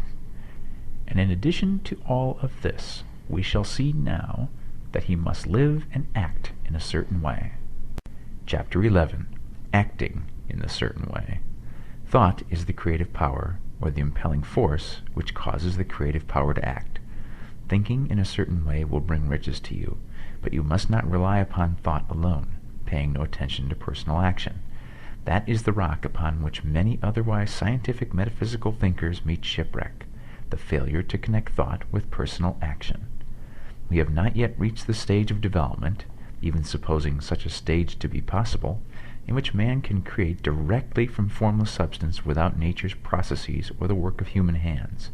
Man must not only think, but his personal action must supplement his thought. By thought you can cause the gold in the hearts of the mountains to be impelled towards you, but it will not mine itself, refine itself, coin itself into double eagles, or come rolling along the roads seeking its way into your pocket. Under the impelling power of the Supreme Spirit, men's affairs will be so ordered that someone will be led to mine the gold for you. Other men's business transactions will be so directed that the gold will be brought towards you, and you must so arrange your own business affairs that you may be able to receive it when it comes to you.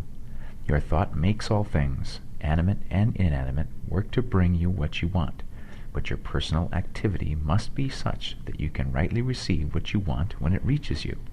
You are not to take it as charity, nor to steal it. You must give every man more in use value than he gives you in cash value. The scientific use of thought consists in forming a clear and distinct mental image of what you want, in holding fast to the purpose to get what you want, and in realizing with grateful faith that you do get what you want. Do not try to project your thought in any mysterious or occult way, with the idea of having it go out and do things for you. That is wasted effort, and will weaken your power to think with sanity. The action of thought in getting rich is fully explained in the preceding chapters. Your faith and purpose positively impress your vision upon formless substance, which has the same desire for more life that you have. And this vision, received from you, sets all the creative forces at work in and through their regular channels of action, but directed toward you. It is not your part to guide or supervise the creative process.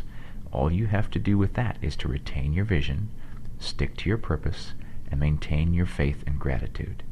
But you must act in a certain way, so that you can appropriate what is yours when it comes to you, so that you can meet the things you have in your picture, and put them in their proper places as they arrive.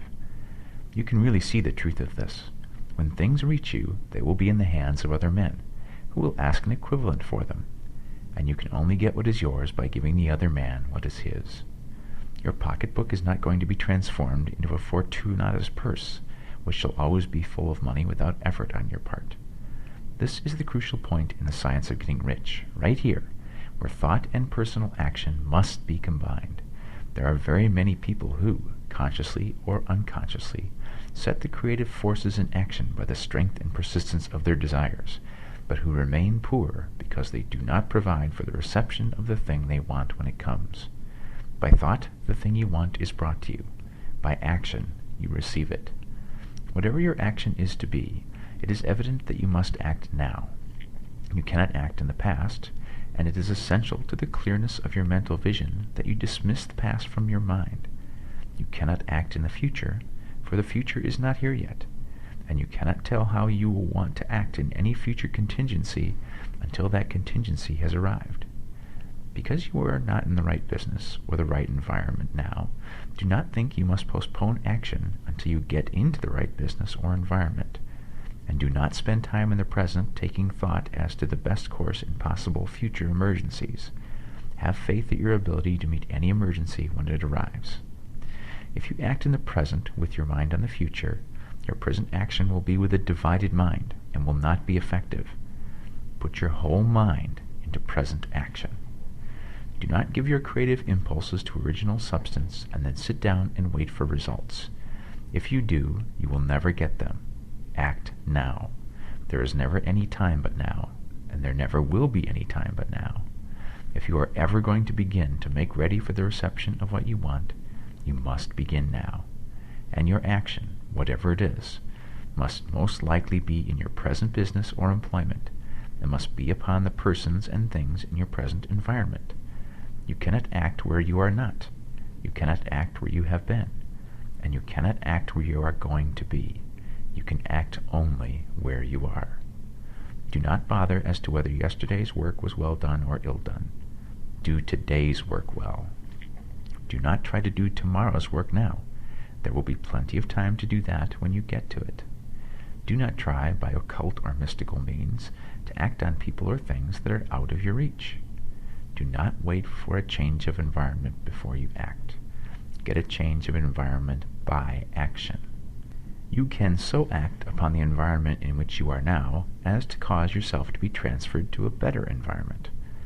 Hold with faith and purpose the vision of yourself in the better environment, but act upon your present environment with all your heart, and with all your strength, and with all your mind.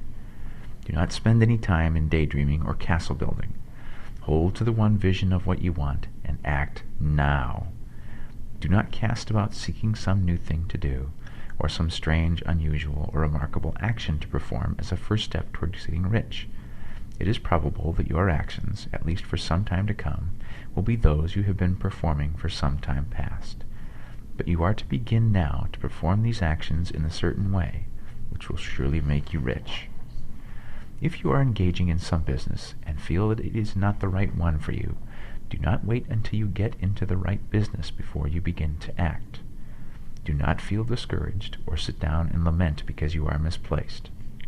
No man was ever so misplaced but that he could not find the right place, and no man ever became so involved in the wrong business but that he could not get into the right business.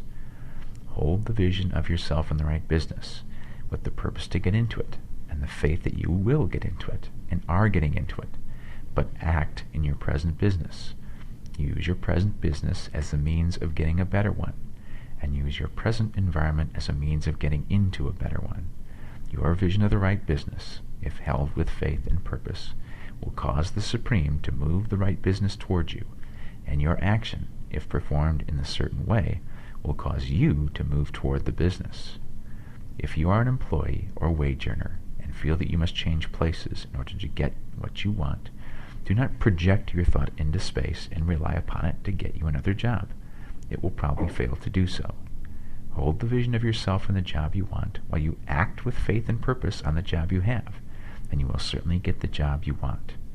Your vision and faith will set the creative force in motion to bring it toward you, and your action will cause the forces in your own environment to move you towards the place you want. In closing this chapter, we will add another statement to our syllabus. 1.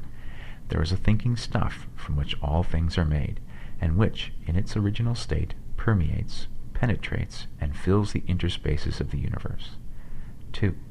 A thought, in this substance, produces the thing that is imaged by the thought.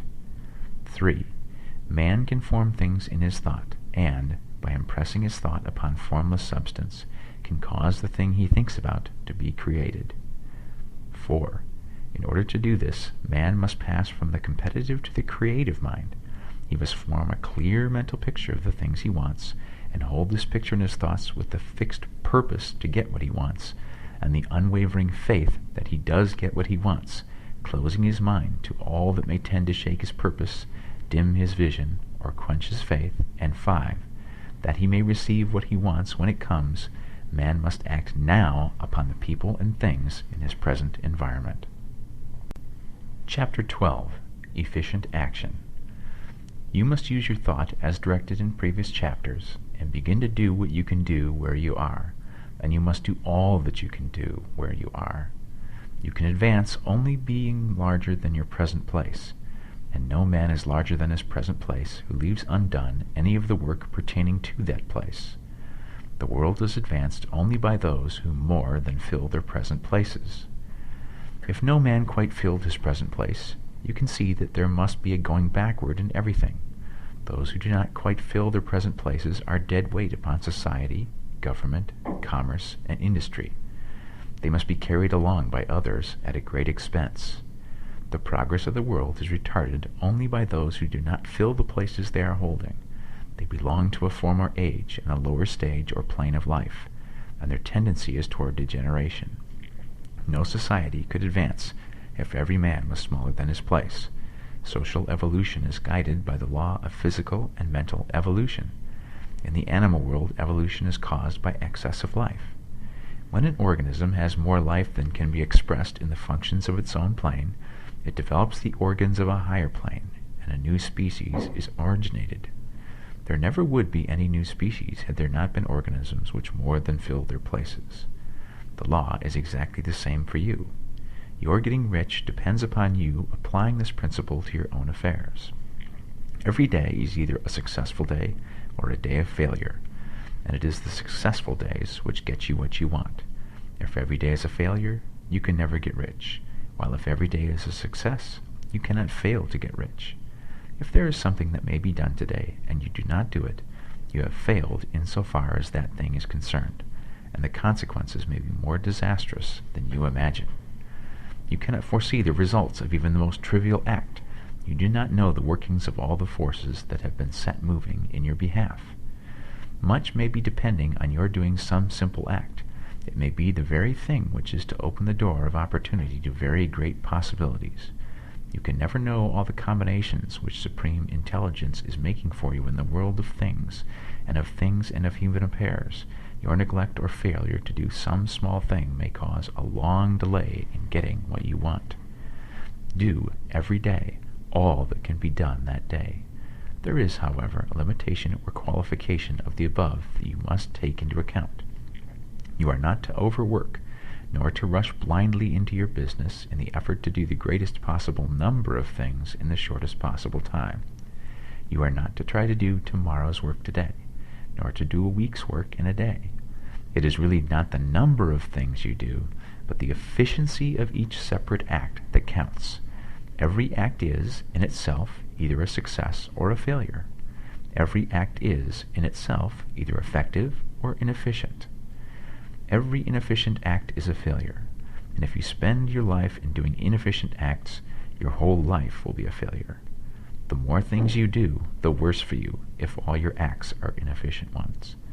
On the other hand, every efficient act is a success in itself, and if every act of your life is an efficient one, your whole life must be a success. The cause of failure is doing too many things in an inefficient manner and not doing enough things in an efficient manner. You will see that it is a self-evident proposition that if you do not do any inefficient acts, and if you do a sufficient number of efficient acts, you will become rich. If, now, it is possible for you to make each act an efficient one, you will see again that the getting of riches is reduced to an exact science, like mathematics.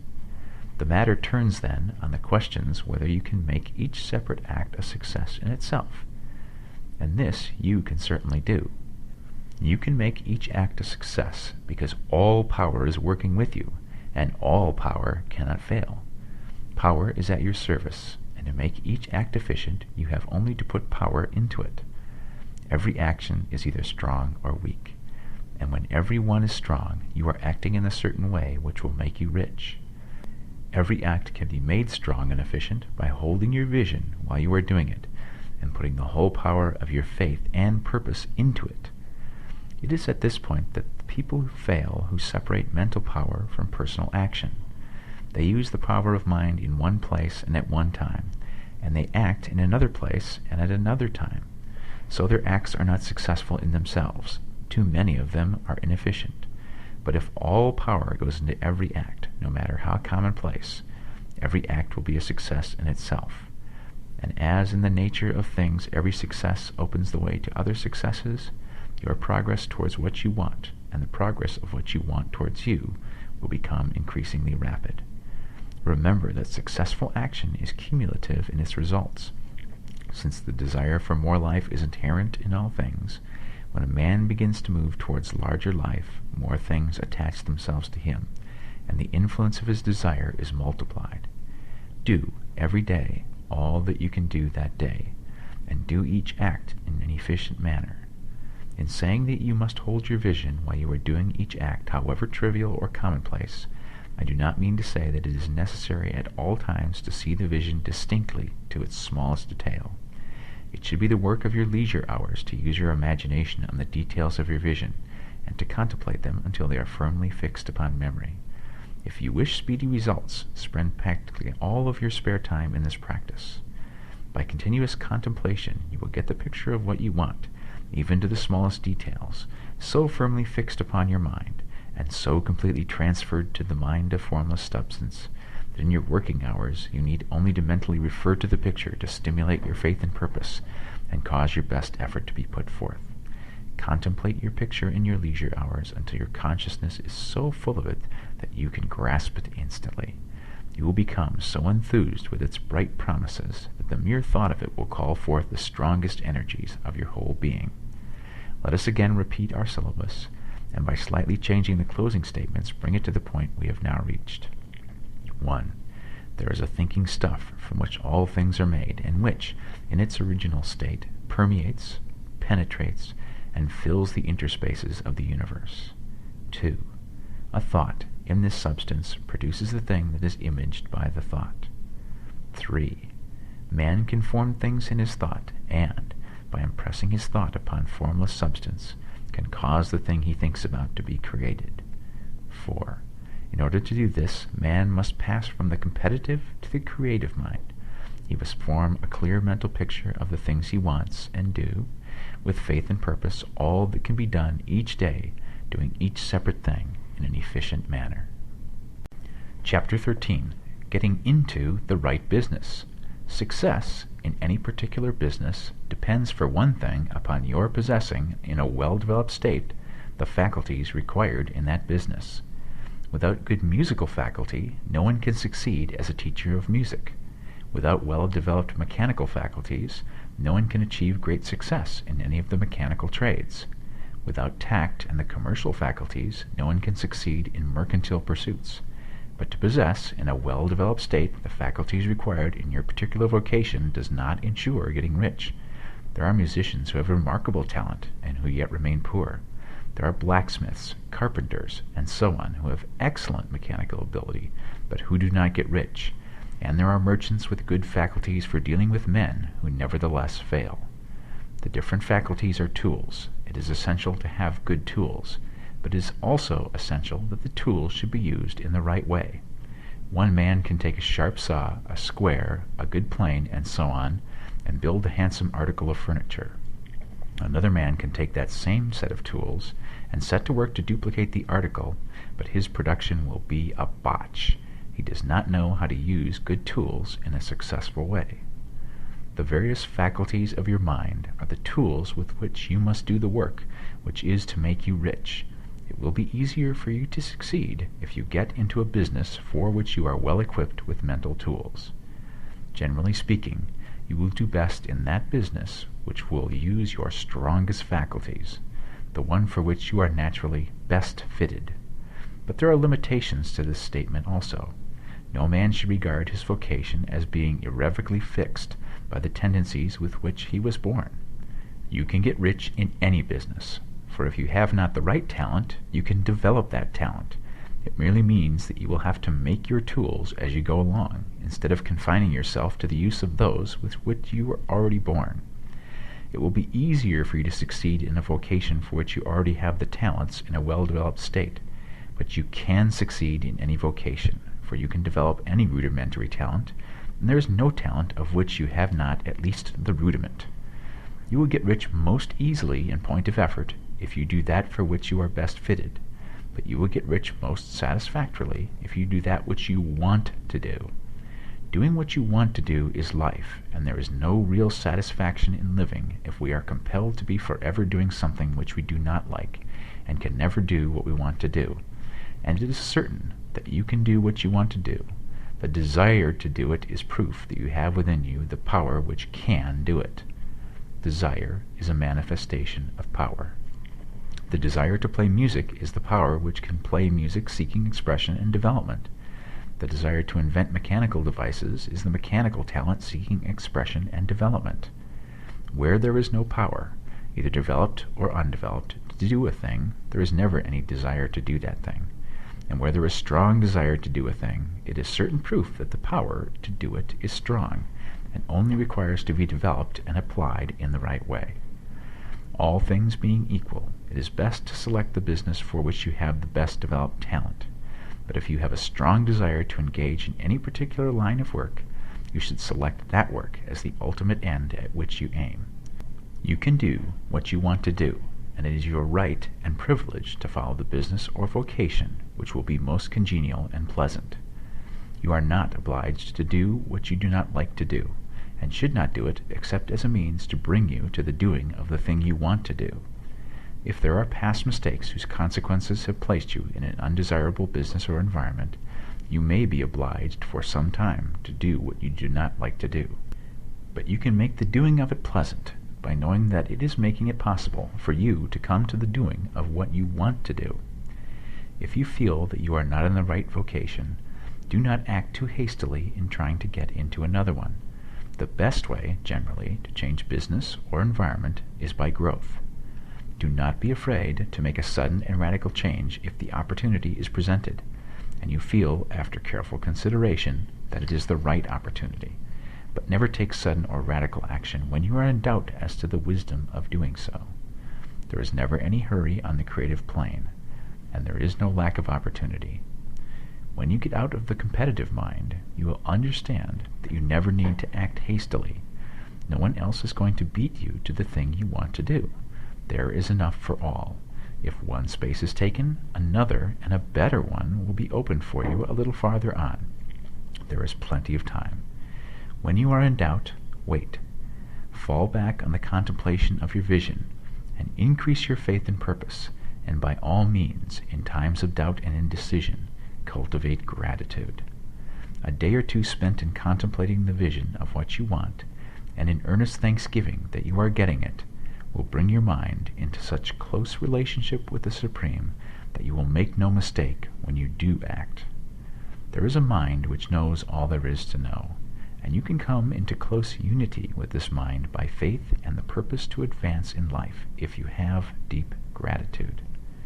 Mistakes come from acting hastily, or from acting in fear or doubt, or in forgetfulness of the right motive, which is more life to all and less to none.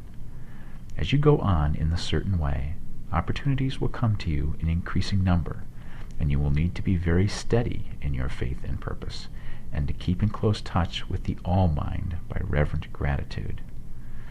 Do all that you can do in a perfect manner every day, but do it without haste, worry, or fear.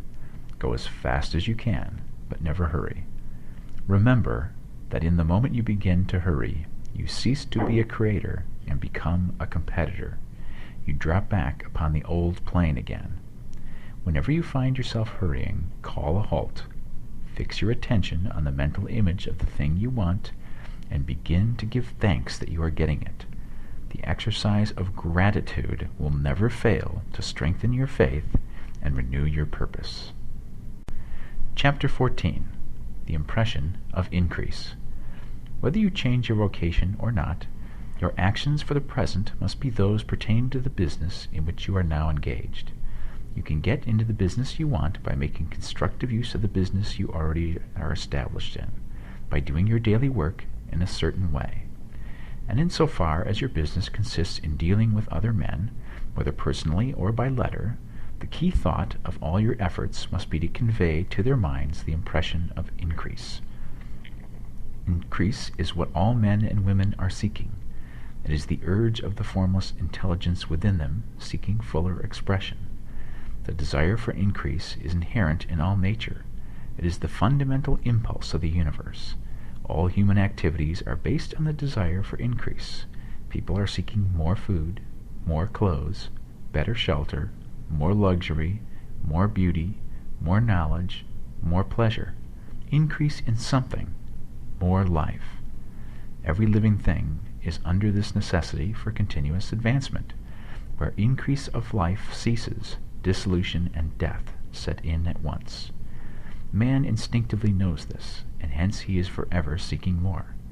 This law of perpetual increase is set forth by Jesus in the parable of the talents.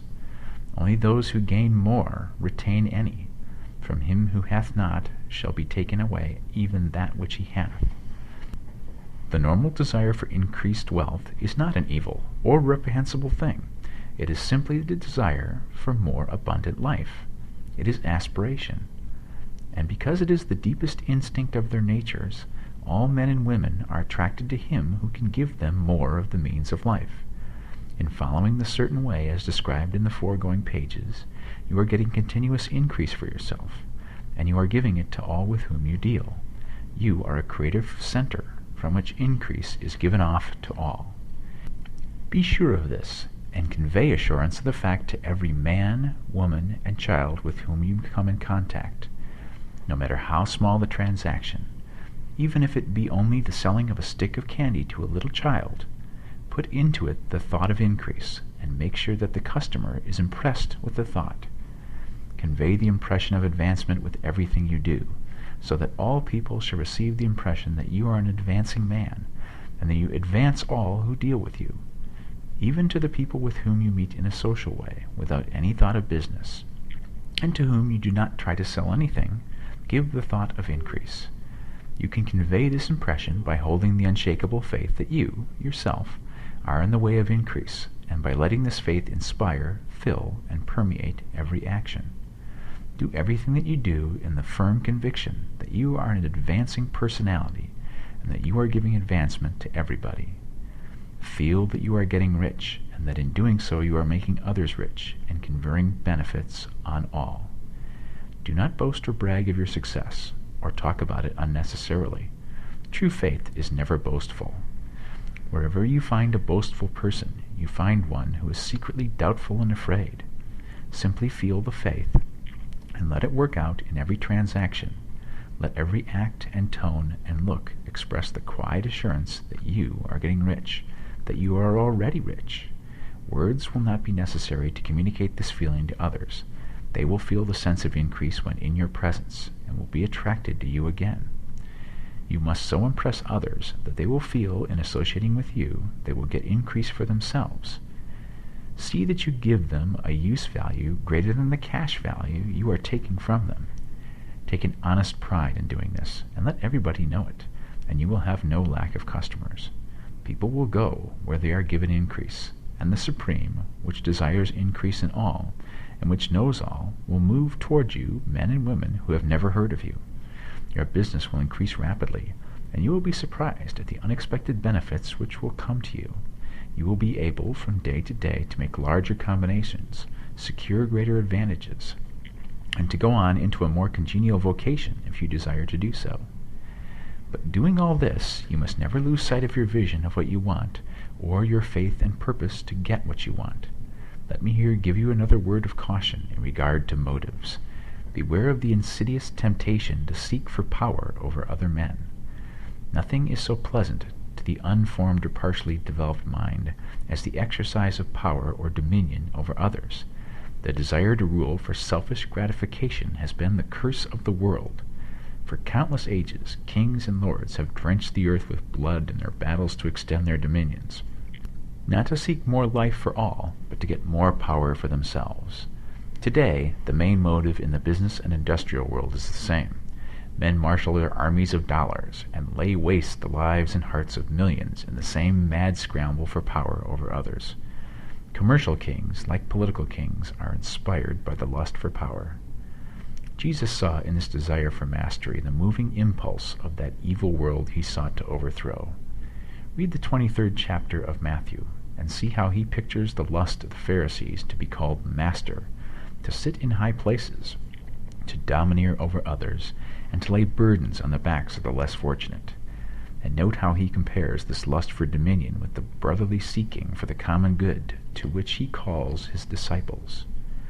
Look out for the temptation to seek for authority, to become a master, to be considered as one who is above the common herd, to impress others by lavish display, and so on. The mind that seeks for mastery over others is the competitive mind, and the competitive mind is not the creative one. In order to master your environment and your destiny, it is not at all necessary that you should rule over your fellow men, and, indeed, when you fall into the world's struggle for the high places, you begin to be conquered by fate and environment, and your getting rich becomes a matter of chance and speculation. Beware of the competitive mind.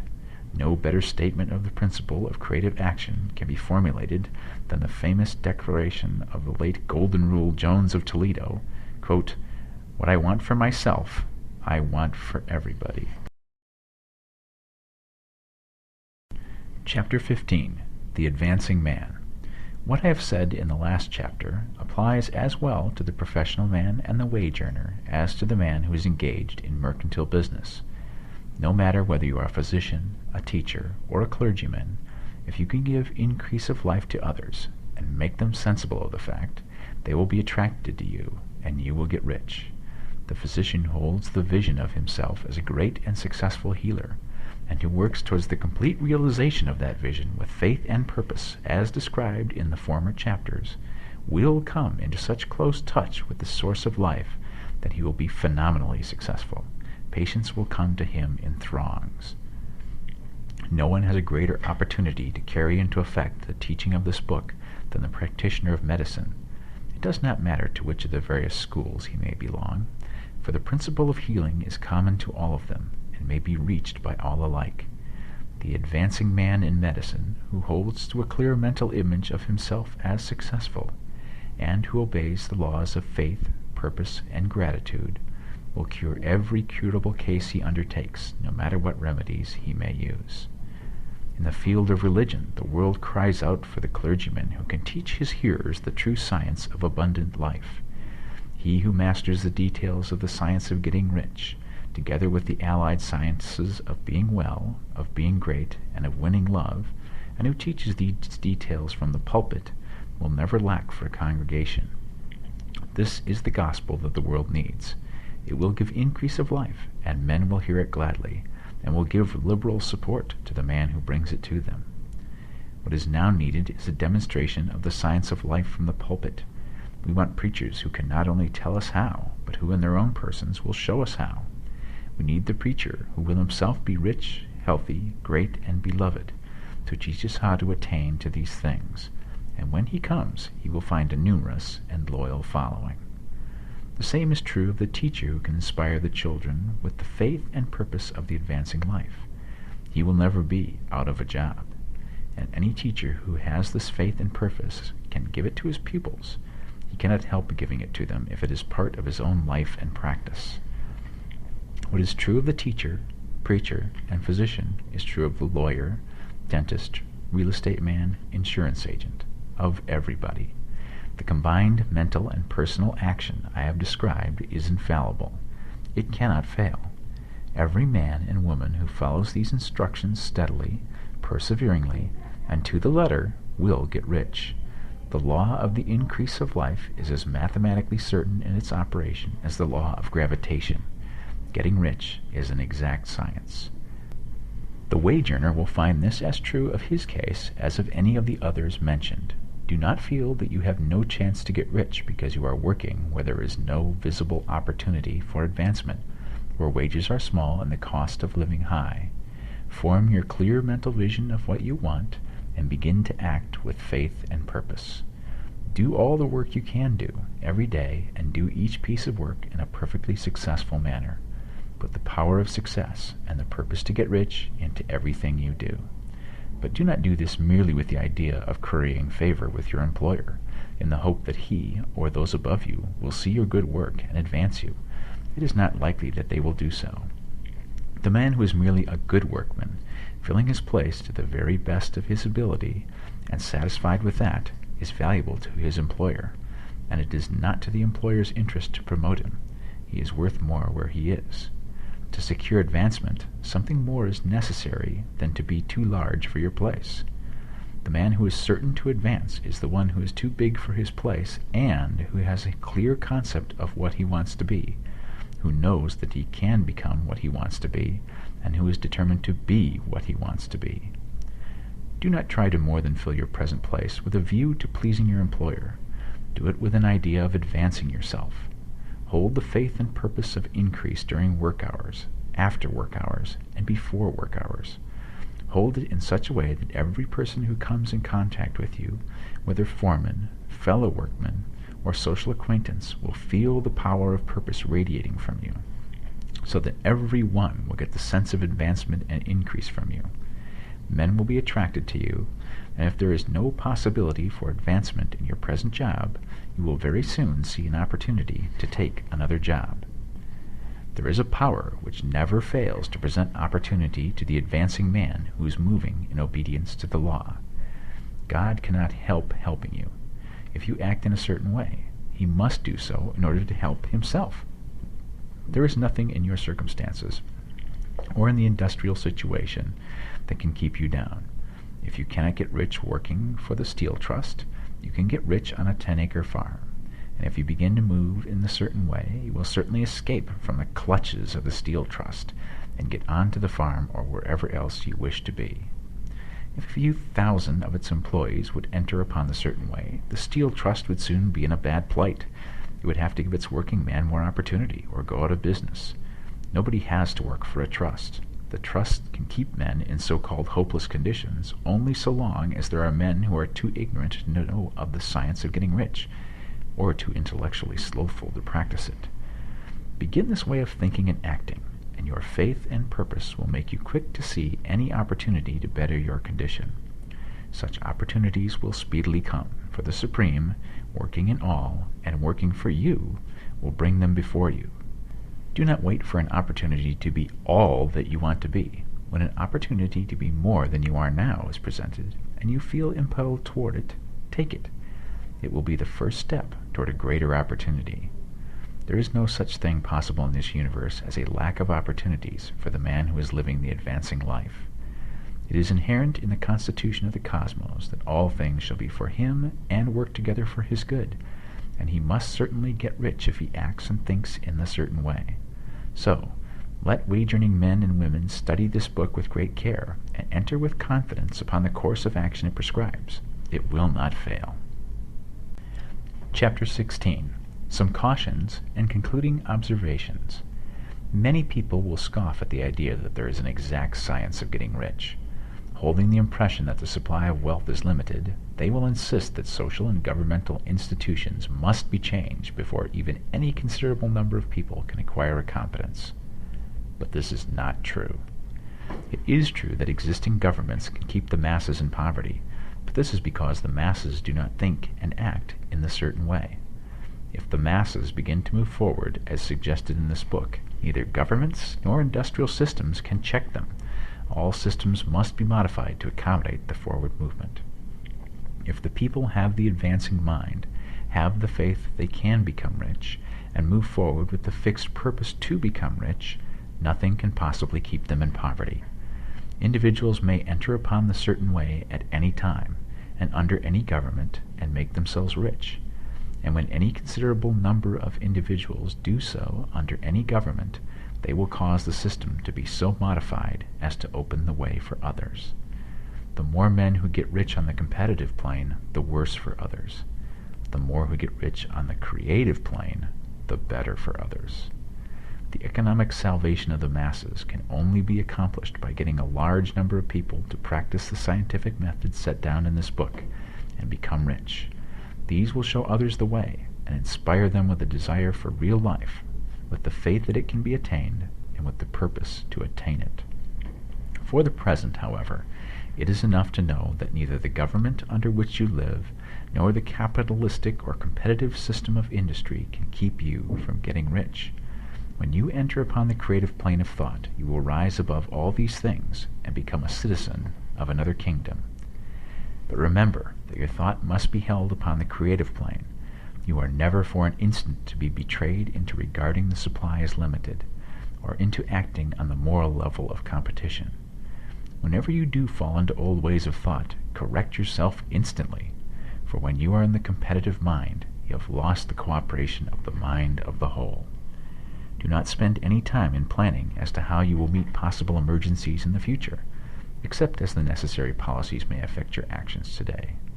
You are concerned with doing today's work in a perfectly successful manner, and not with emergencies which may arise tomorrow.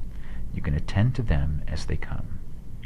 Do not concern yourself with questions as to how you shall surmount obstacles which may loom upon your business horizon, unless you can see plainly that your course must be altered today in order to avoid them. No matter how tremendous an obstruction may appear at a distance, you will find that if you go on in a certain way, it will disappear as you approach it, or that a way over, through, or around it will appear. No possible combination of circumstances can defeat a man or woman who is proceeding to get rich along strictly scientific lines. No man or woman who obeys the law can fail to get rich, any more than one can multiply 2 by 2 and fail to get 4.